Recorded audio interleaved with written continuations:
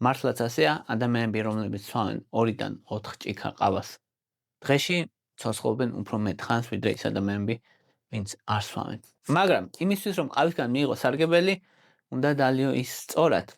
ზუსტად ამიტომ გეტყვით, როგორ დავლიოთ ყავას სწორად და რა არის მთავარი 5 შეცდომა, რომელსაც ადამიანები უშვებენ ყავის დალევის დროს. და ყველაზე მთავარ კითხვებს გავცემ პასუხს ყავის შესახებ, რაც ადამიანებს გააჩნიათ. პირველი და ყველაზე მთავარი, რაც ყავის შესახებ ვიცით, არის რომ ყავა არის სტიმულანტი.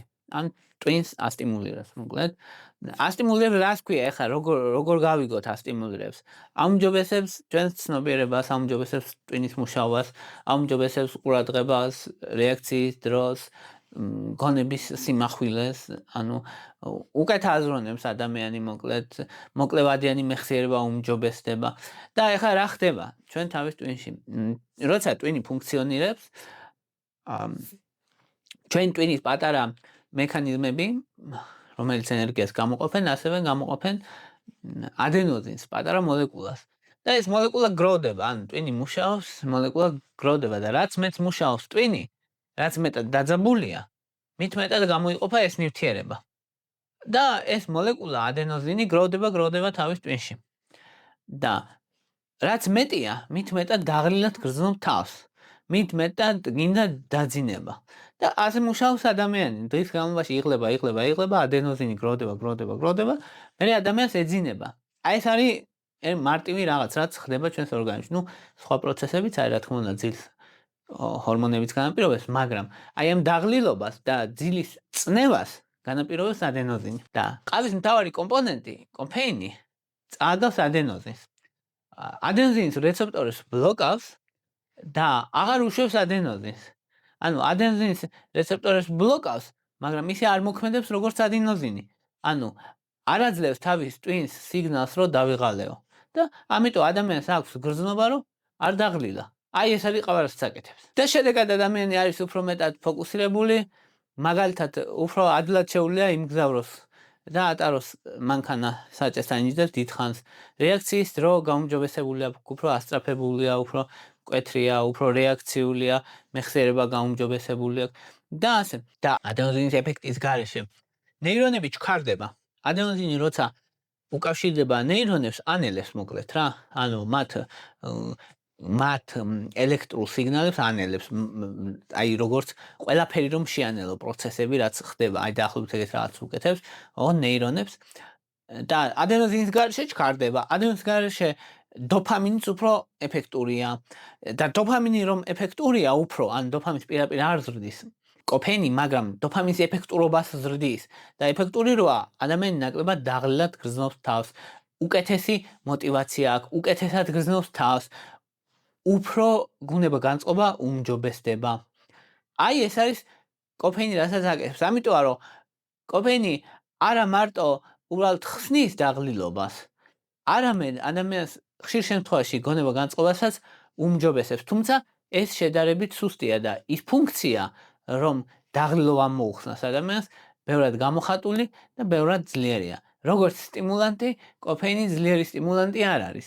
შედარებით სუსტია, მაგრამ ეფექტური. და აქ არის პირველი შეცდომა, რასაც ადამიანები უშვებენ ყავის დალევის წინ, რომ როგორც კი იღვიძებენ, სვამენ ყავას.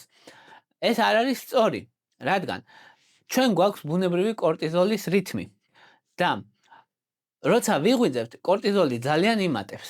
კორტიზოლი არის სტრესული ჰორმონია და გაღვიძება ორგანიზმისთვის სტრესია. კორტიზოლი ბლოკავს ადენოზინს და როცა შენ დამატებით კიდე მაშინვე ყავას იღებ, ყავაც სტიმულანტია, კორტიზოლიც ბლოკავს ადენოზინს, კოფეინიც ბლოკავს ადენოზინს და ადენოზინი რჩება სულ დაბლოკილი. და ეს დაახლოებით გამოდის, რომ ძალიან დიდი დოზით მიიღო ყავა. და ეს დიდი დოზით მიღებული ყავა ორგანიზმისთვის არის ზე სტიმულაცია, ან ძალიან ძლიერი სტიმულაცია და ამის შედეგად ორგანიზმი იწყებს ადენოზინის რეცეპტორების გამრავლებას. ვახ რა ხდება? ადენოზინი ვერ შევიკავშირი ამბობს, იმიტომ რომ ძალიან კორტიზოლი აწეული იყო ისედაც, მერე კოფეინი დაუმატებებიდან და ორგანიზმი იწყებს ადენოზინის რეცეპტორების გაძლიერებას და იმის ნაცვლად, რომ კოფეინმა დაღლილობა მოგიხსნას, კოფეინის გამო, გაძლიერებული ადენოზინის რეცეპტორების გამო ზოგადად დაღლილად გრძნობ თავს. კი, დილით ყავას როცა დალევ, ისაც კორტიზოლი მაღალი იყო და იმ მომენტში დაღლობას ვერ იგრძნობ, მაგრამ შემდეგ შუა დღისას უკვე დაღლილად იგრძნობ თავს. აი ეს არის. ამიტომ დილით პირდაპირ გაღვიძებისას არ არის საჭირო ყავის დალევა. სასურველია რომ 90 წუთი, ანუ 1 საათი მაინც გავიდეს გაღვიძებიდან რომ ყავა მიიღოთ. გაღვიძებისას ყველაზე კაი რაც შეიძლება გააკეთო, დალიო წყალი. ნუ აქ გამონაკლის შემთხვევებია ადამიანები, რომლებიც იღვიძებენ და მაშინვე თქვათ საჭესთან ჯდებიან და გრძელ მანძილზე მოგზაურობენ.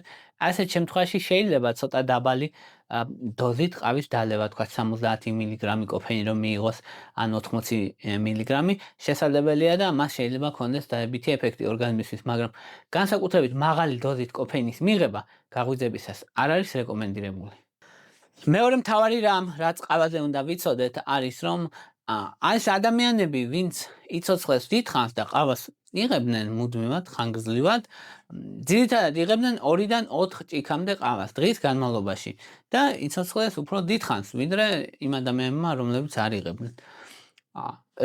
რატო ხდება ეს? ნუ რამდენი ბევრი მიზეზი აქვს, მაგალითად ის რომ ყავა ამცირებს ანთებას, იმიტომ რომ შეიცავს ქოლინერგულ მჟავას, პოლიფენოლებს და სხვა კომპონენტებს, ანტიოქსიდანტებს, ასევე კოფეინს აქვს უნარი რომ შეამციროს პარკინსონის დაავადების რისკი, ალცჰეიმერის დაავადების რისკი, ღვიძლში ცხიმების დაგროვების რისკი და ღვიძლის სიმსივნის რისკიც კი შეუძლია შეამციროს.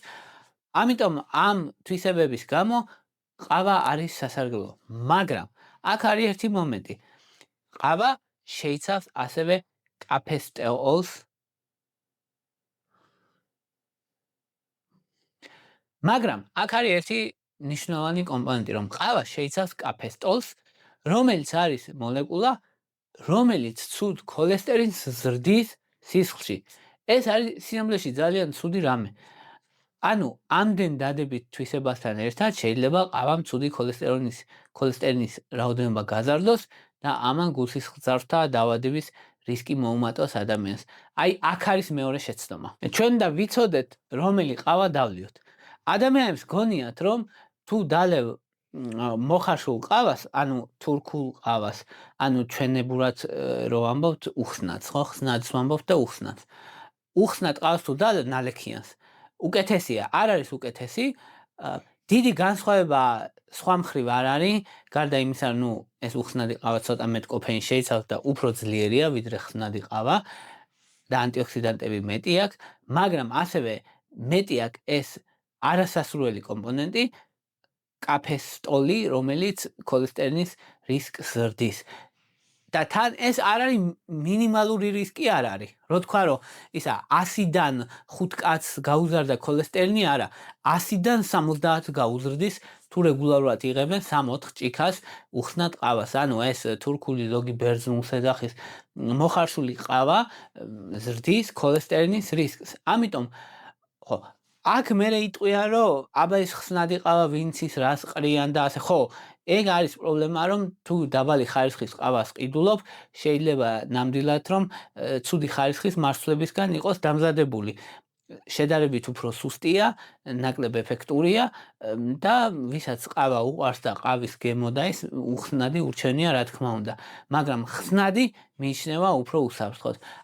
ყველაზე უსაფრთხოდ მიიჩნევა მანქანის ყავა, სპეციალური ყავის აპარატები როა ფილტრიანი. ანუ ფილტრი, ეს ფილტრი კაფესტოლს აცილებს, რაც რისკიანია ყავაში სხვა ყველაფერს თითქმის უნარჩუნებს, რაც სასარგებლოა უმეტესობას უნარჩუნებს და კაფესტოლს ამცირებს, რაც ძალიან კარგია. ამიტომ ფილტრიანი აპარატის ყავა მიიჩნევა საუკეთესოდ უსაფრთხოების კუთხით, არა მარტო უსაფრთხოების კუთხით და კვლევების უმეტესობაც, რომელიც მიუთითებს, რომ ყავა არის ეფექტური და სიცოცხლის ხანგრძლივობას ზრდის, ჩატარებულია იმ ადამიანებში, ვინც აი ამ აპარატის ყავას იღებდნენ ფილტრიანს.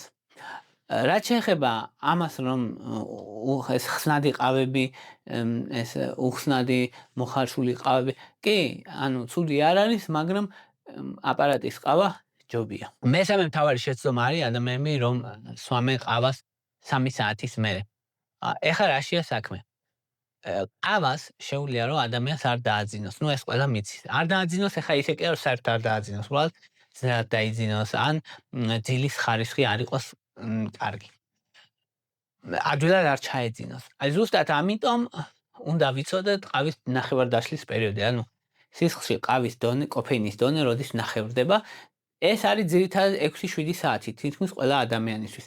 მაგრამ არიან ადამიანები, რომლებსაც ეს დრო არის 10 საათი, ანუ ძილამდე 10 საათი ადრე რომ დალიოს ყავა, საღამოთი უკვე ძილი უფუჭდება. მაგრამ მეორეს მხრივ არიან ადამიანები, რომლებმაც 3 საათით ადრე რომ დალიოს ძილამდე ყავა, მისთვის არაფერი პრობლემა არ დაიძინებს, იმიტომ რომ 3 საათში ის კოფეინი დაიშლება. ეს ვარირებს, მაგრამ უმეტესობა ადამიანისთვის არის 6-7 საათი. ამიტომ რეკომენდირებული დრო იმისი რომ დალიო ყავა მეორე ყავა ან მესამე ყავა დღის განმავლობაში არის 3 საათი. ვინც ძალიან შეჩოულია ყავას, შეიძლება ცოტა მერეც 6 საათისთვის დალიოს, ვთქვათ მეოთხე ყავა ან მესამე ყავა გააჩნია.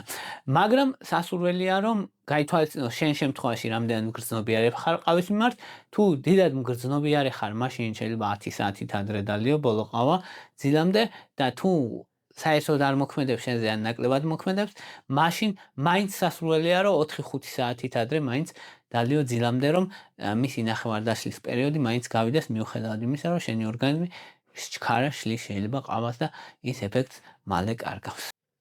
აქ არის ერთი მომენტი, რომელთაც ადამიანი არ უნდა მოტყუდეს, რომ ზოგი ადამიანი ამბობს, რომ ჩემზე ყავა არ მოქმედებს და არც ძილში არ მიშლის ხელს. ეს არ ნიშნავს, რომ ძილი წინ უნდა დალიო. რამდენიმე საათიანი შუალდი მაინც უნდა დაიცვა, რადგან თუ ძილის წინ დალევ ყავას, შეიძლება მართლაც ადვილად ჩაგეძინოს, მაგრამ ღრმა ძილის ფაზას ამცირებს. ანუ ძილში კარგად ვერ ისვენებ, ძილში კარგად ვერ აღდგება შენი ორგანიზმი. ყველაზე მთავარი ფაზა ჩვენი ორგანიზმისთვის არის ღრმა ძილის ფაზა და ამ ფაზას არ ყვევ.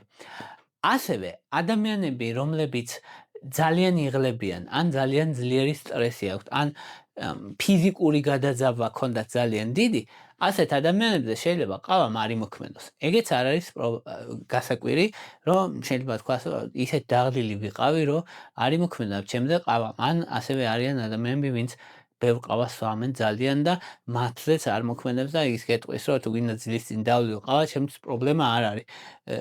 ასეთ შემთხვევებიც არის, თუმცა შედარებით იშვიათია. და თუ გინდა რომ საუკეთესო ძილის ხარისხი გქონდეს, ძილამდე 8 საათით ადრე, 7-8 საათით ადრე, ზოგჯერ 6 საათით ადრე მაინც ჯობია რომ დალიო ყავა განშინ ადამიანს, რა თქმა უნდა. მეოთხე ყველაზე მთავარი შეცდომა, რასაც ადამიანები უშვებენ, არის 4 ჭიქაზე მეტი ყავის დალევა. მოკლედ, 400 მილიგრამი არის ზედა უსაფრთხო ზღვარი.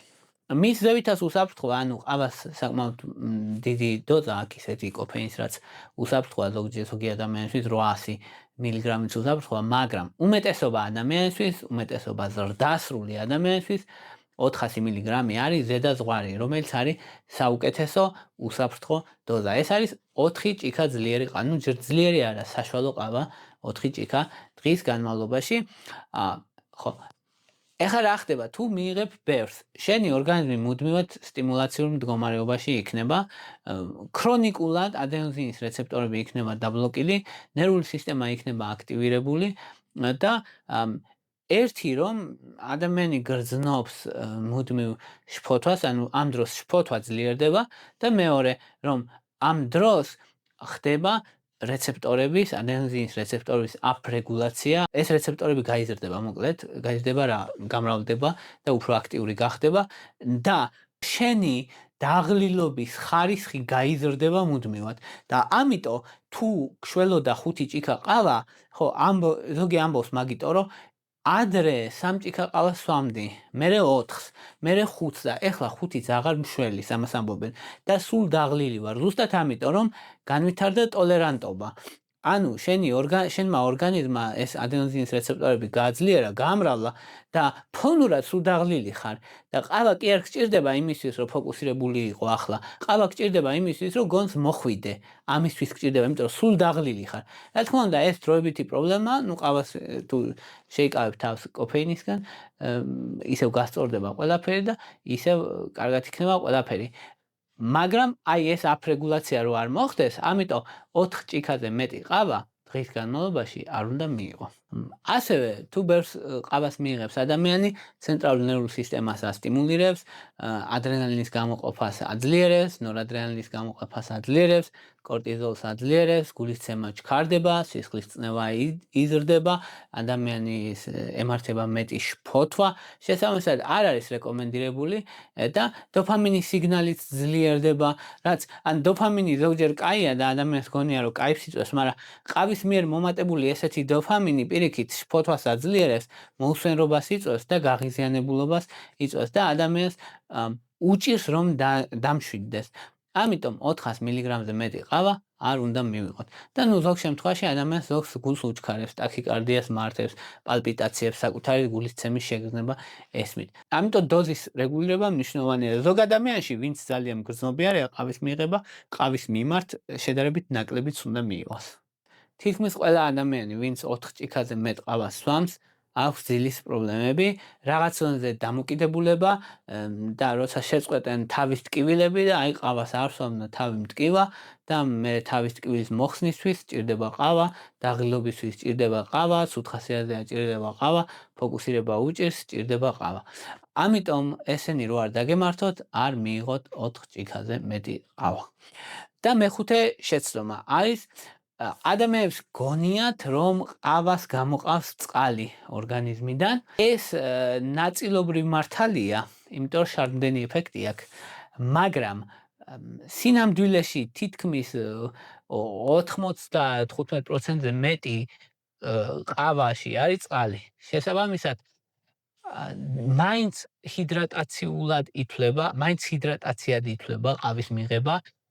მაინც მიიჩნევა რომ იღებ სითხეს და მაინც შენი ორგანიზმში სითხე. შარდმდენი ეფექტი აქვს. რამდენ ძლიერი აქვს? სუსტი აქვს. ძლიერი შარდმდენი ეფექტი არ აქვს. დაახლოებით როგორა ერთი ჭიქა ყავას თუ დალევ, მოშარდავ მოგვიანებით, რა თქმა უნდა, ერთ ჭიქას და სულ ცოტა მეტს. აი ეს არის ყავის შარდმდენი ეფექტი. ანუ ეს შარდმდენი ეფექტი არ აქვს ეგეთი, რომ ერთი ჭიქა ყავა დალევ და 3 ჭიქა მოშარდო, ასეთი ეფექტი არ აქვს. შესაბამისად, იმდენად სუსტი შარდმდენია, რომ ის ილუზიაც ადამიანებს რომ აქვთ, რომ წნევას ხო არ ამცირებს ყავა შარდმდენი ეფექტის გამო, იმიტომ რომ შარდმდენები ვიცით, რომ წნევას ამცირებს, არ ამცირებს როგორც წესი წნევას. პირიქით, დროებით მაღალი დოზით თუ იღებს ადამიანი კოფეინს და ყავას, ცოტა შეიძლება მოუმატოს წნევა დროებით. ანუ შარდმდენი ეფექტი მისი არ ნიშნავს, რომ სისხლის წნევას ქვევით წევს. ეს ასევე არ ნიშნავს, რომ წყალს არ იღებ, მაინც იღებ წყალს. ოღონდ ეს არ ნიშნავს, რომ დილით გაიგუძებ თუ არა ყავა დალივ. არა, ჯობია რომ დალიო წყალი და კი, მერე 1 საათის მერე, საათნახევრის მერე შეგიძლია დალიო ყავა. და ეხლა მოვამრგვალოთ და შევაჯამოთ ყველაფერი. პირველი 4 ჭიქა ყავა დღეში არის უსაფრთხო და ჯანმრთელი, ჯანმრთელობისთვის კარგი ადამიანისთვის, როგორც წესი, უმეტესობა ადამიანისთვის. მეორე კითხვა არის ხოლმე, რამდენ კოფეინს შეიცავს რომელი ყავა. აი, ჩვეულებრივი ხსნადი ყავები რაცაა, დაახლოებით შეიცავს 50 მგ-ს, 80 მგ-ს გაშენ რამდენს ჩაყრი, რა თქმა უნდა, მაგრამ საშუალოდ რა, ერთ კოვს რასაც ყრი, დაახლოებით ეგ არის. გაჩნია კონცენტრირებას, მაგრამ 80-მდე, 50-დან 80-მდე მგ-მდე. აპარატის ყავები როა, ოღონდ გარეთ რო დგას, ეგენი დაახლოებით 70-80 მგ კოფეინია. როცა შენ თადუღებ აი ნალექიან ყავას, თურქულ ყავას რო ეძახიან, დაახლოებით 100 მგ კოფეინია, ზოგჯერ 120. ყავის აპარატის ყავაც დაახლოებით 100-120 მგ კოფეინია, ერთი ცალი, ერთი ჭიქა. დაახლოებით, ანუ ეგენი თურქული ყავა და აპარატის ყავა მოკლედ უფრო ძლიერებია და ის ხსნადი ყავა და გარეთ რო აპარატებით დგას ის ყავები, როგორც წესი შედარებით უფრო სუსტია. ზოგადად ყავა სასურველია თუ არა და ჯანსაღია ორგანიზმისთვის, ზოგადად სასურველია კი 2-დან 4 ჭიქამდე. ეს არის უმეტესობა ადამიანისთვის ასეა. ყავა სისხლის წნევას წევს თუ არა ზევით. ცოტათი, ცოტა ხნით. მაღალი რაოდენობით ყავას თუ მიიღებს ადამიანი და ვინც ახლა ხშირად იღებს ყავას და შეჩვეულია ყავას, მათზე წნევაზე როგორც წესი არ მოქმედებს. ყავა იწვევს თუ არა შფოთვას, მაღალ დოზებში იწვევს. თუ 400 მილიგრამს ან 300 მილიგრამს გაცდება დღის განმავლობაში ადამიანი ხშირად შფოთვებს აძლიერებს. ყავა წვამს თუ არა ცხიმებს, კოფეინი კი წვამს ცხიმებს, ცხიმების ოქსიდაციას აძლიერებს დაახლოებით 10-15%. ოღონდ მისი ეფექტი დროთა განმავლობაში იკლებს. თვეებთან ერთად იკლებს. ყავა გულისთვის ცუდია თუ არა? როგორც წესი ცუდი არ არის, მაგრამ ვისაც გულის პრობლემები აქვს და დიდი რაოდენობით იღებს ყავას, შეიძლება გამოიწვიოს გულის აჩქარება, პალპიტაციები. შესაძლებელია, მაგრამ ისე რომ გულის დაავადებას იწოდეს რამე, ესე არ არის. კუჭზე როგორ მოქმედებს? შეიძლება რომ რეფლუქსი მჟავიანობა გააძლიეროს დაახლოებით 30% ადამიანებში, ვისაც უკვე აქვს მჟავიანობა, ვისაც არა, როგორც წესი იმათ არაფერს არ უშავებს. და შეიძლება გააღიზიანოს, ვისაც კუჭის პრობლემები აქვს, შეიძლება გააღიზიანოს კუჭი, მაგრამ ისე რომ ჯამრთელ კუჭს პირდაპირ არაფერს არ უშავებს, მნიშვნელოვნად ყოველ შემთხვევაში. ჰორმონებზე მოქმედებს თუ არა ყავა? კორტიზოლზე მოქმედებს, სტრესულ ჰორმონზე, მაგრამ ეს ეფექტი მცირეა განსაკუთრებით რეგულარულად ვინც მოიხმარს იმ ადამიანებს შორის. აუმჯობესებს თუ არა ყავა გუნება განწყობას? აუმჯობესებს დოფამინის სიგნალის გაძლიერების გზით. თუმცა არა ძალიანძლიერად, არა ისე როგორც თქვათ ნარკოტიკები და რაღაცები არა. ყავა იწვევს თუ არა თავის ტკივილს? კი, იწვევს განსაკუთრებით მაშინ თუ ბევრი ყავის სმას ხარ მიჩვეული და შეწყვეტ ყავის მიღებას, ყავა ზრდის თავის ტკივილს და ადამიანები ჩივიან ხოლმე ამის გამო. შეიძლება თუ არა ყავა ბავშვებისთვის, მეძუძურებისთვის, ორსულობისთვის. ბავშვებისთვის არ არის რეკომენდირებული კოფეინი ზოგადად დაახლოებით 14 წლამდე. რადგან ბავშვების ნერვული სისტემა არ იმგრძნობიარე და ძილი შეიძლება ადვილად დაურღვიოს. ბავშვისთვის ძილი მნიშვნელოვანია. შეიძლება შფოთვა გამოიწვიოს და გულისცემის სიხშირის გაზრდა. გული უჩქარა ორ ბავშვებს. ამიტომ არ არის რეკომენდირებული. თუმცა მცირე დოზა საშიში არ არის, თუ ახლა ჭუმად დალია ბავშვმა რაღაც არაფერი როგორც წესი არაფერი არ მოუვა, მაგრამ რეკომენდირებული არ არის, რომ რეგულარულად ყავა დაალევინო ბავშვს. ორსულობაში შესაძლებელია თუ არა ყავის მიღება, შესაძლებელია 2 ჭიქა ყავის მიღება, არ არის პრობლემა 200 მილიგრამამდე. არის უსაფრთხო და არ არის პრობლემა. და თუ დიდ რაოდენობას მიიღებს, ასოცირებულია ძილის პრობლემებთან და ზოგ შემთხვევაში ასოცირებულია, რომ ნაყოფი არ ვითარდება სათანადოდ. ვერ იღებს საკმარის წონას ნაყოფი. შესაძლებელია თუ არა ძუძუსტიკებისას, ზოგადად შესაძლებელია, მაღალი რაოდენობით მიღება არ არის რეკომენდირებული, რადგან შეიძლება გამოიწვიოს ახალშობილის გაღიზიანებულობა და ძილის დარღვევები. ამიტომ არ არის რეკომენდირებული, რადგან კოფეინი გადადის რძეში. მცირე რაოდენობით, მაგრამ მაინც. აი ეს იყო რის თქმაც მინდოდა ყავის შესახებ, იმედია რომ თქვენ დაგეხმარებათ. აი ეს იყო რის თქმაც მინდოდა ყავის შესახებ. მადლობა რომ მისმენთ, ვისაც მოგწონთ ჩემი არხი და მხარდაჭერა გინდათ, ანგარიშის ნომრები მაქვს მითითებული აქ წერაში. ვისაც უბრალოდ სხვა კუთხით გინდათ არხის მხარდაჭერის გამოხატვა, შეგიძლიათ დალაიქოთ, გამოწეროთ და აკომენტაროთ. თქვენი აქტიურობა არხზე არის მნიშვნელოვანი. მადლობა რომ მისმენთ, მადლობა რომ გაინტერესებთ.